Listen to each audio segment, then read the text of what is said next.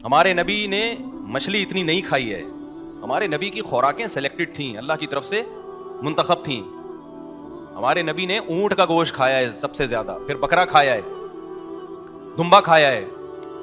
اونٹ, دمبا, بکرا, یہ زیادہ آپ صلی اللہ علیہ وسلم گوشت میں یہ خوراک تھی. اور نبی صلی اللہ علیہ وسلم کی جو پچھلی امتوں میں تعریف تھی نا کہ جو نبی آئے گا اس میں علامتیں کیا ہوں گی, اس میں یہ بھی تھی کہ گوشت خور ہوں گے, گوشت کھانے والے ہوں گے. ویجیٹیرین بولو نہیں, سبزیاں بھی کھاتے ہیں, یہ نہیں کہ سبزی ہم نہیں کھاتے, لیکن ویجیٹیرین ان کو بولتے ہیں جو صرف سبزیاں کھاتے ہیں. تو ہمارے نبی سبزی بھی کھائی ہے اور گوشت بھی بہت وافر مقدار میں کھایا آپ صلی اللہ علیہ وسلم.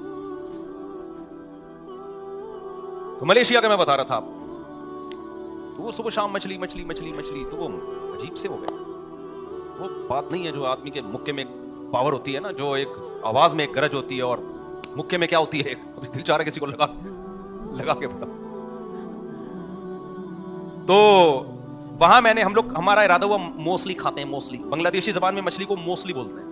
ہم نے کہا چلو یار موسلی کھا کے آتے ہیں. ہوٹل میں گئے, ایک خاتون بچہ واکر میں, اور ہمارے لیے وہ مچھلی بنا رہی ہے. کیا بنا رہی ہے؟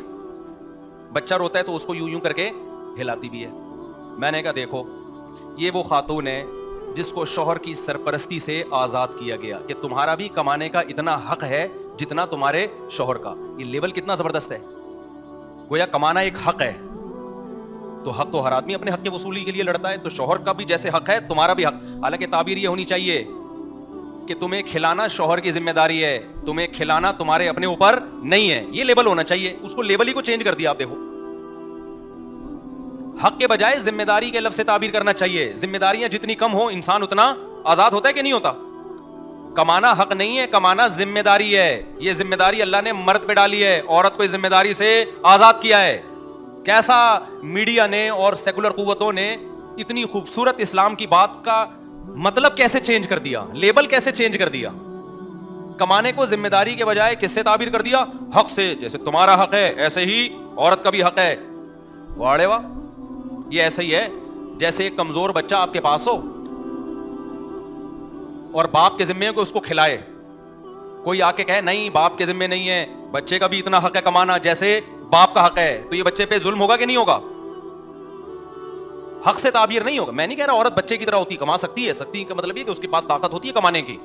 کمانے کی پاور ہونے کے باوجود اللہ نے اس ذمہ داری سے اس کو سبکدوش کر دیا کہ اپنے گھر کو سنبھالے, اپنے بچوں کو اور اپنے شوہر کو اور اپنے خاندان کو, جس کو ہندی میں پریوار کہتے ہیں.